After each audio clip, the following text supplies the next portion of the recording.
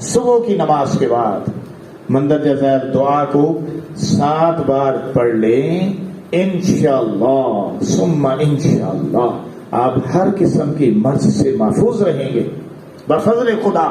سبحان اللہ و بحمدہ سبحان اللہ العظیم لا حول ولا قوت الا باللہ۔ اگر آپ پریشان ہیں، آپ کے دشمن آپ کو تنگ کر رہے ہیں اور دشمنوں کے شر سے آپ بچنا چاہتے ہیں، تو پھر اس کا التزام یوں کیجئے کہ جو شخص فجر کی نماز کے بعد 7 مرتبہ پڑھے گا انشاءاللہ دشمنوں کے شر سے محفوظ رہے گا۔ تجربہ کر کے دیکھیے۔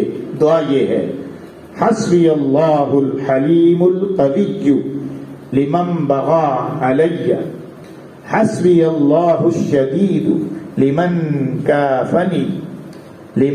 کافنی بسوء، حسبی اللہ لا الہ الا هو علیہ توکلت وهو رب العرش العظیم۔